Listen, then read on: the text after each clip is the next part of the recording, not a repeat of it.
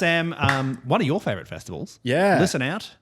It's gone. So why? Well, actually, let's take a step back and explain Let's what's take a step happened. back. So Listen Out was meant to be running usually around September, October. They've come out today at time of recording, a couple of days ago at time of listening, to say they won't be running this year's festival. Instead, they'll be playing these things called Listen Out Presents Parties, bringing what they say is some of the best artists in the world to one-off shows across the country.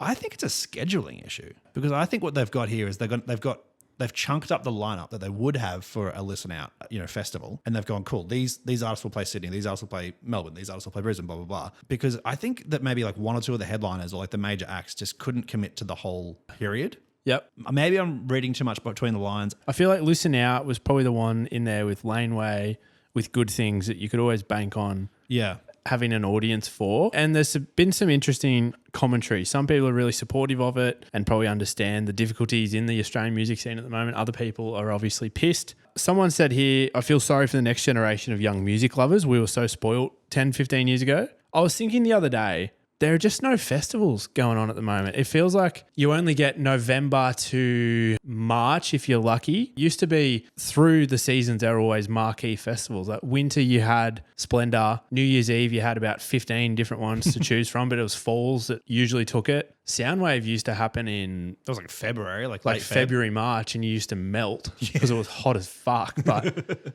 So you just had them all a little bit more spread out. Now you've got Good Things in December. You got Laneway in January or February. Jan-Feb, yeah. Spilt Milk in November. And then you've got obviously all the New Year's festivals. You got your Wildlands and stuff like that. From, I reckon, May to at least, let's say October, you've just got nothing. I think there's two festivals that are bringing up that I think could be the next Splendor. Yours and ours. They are doing 3-day camping festivals. They had a pretty stacked lineup this year. It was pretty diverse in a way that Splendor used to be and Big Day Out used to be. Then the other one obviously is Big Pineapple. There's a lot of potential in Big Pineapple. They've got the huge festival grounds. Is that happening again? Or I haven't seen anything yet, but they announced late last year. Don't forget about that. I think the problem is that a lot of those festivals just get too top heavy. The expectation sets too high.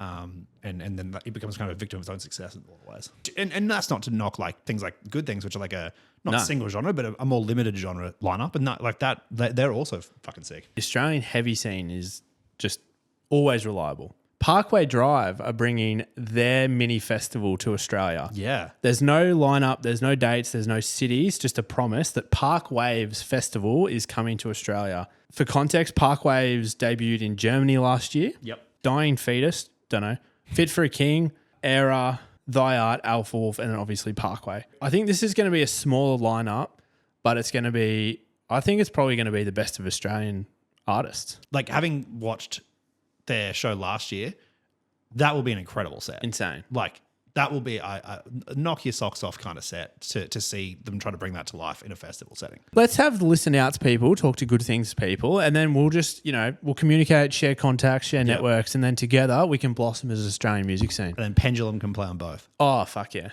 Can they come back? Look, I think that they are well due for maybe a Good Things. Who knows?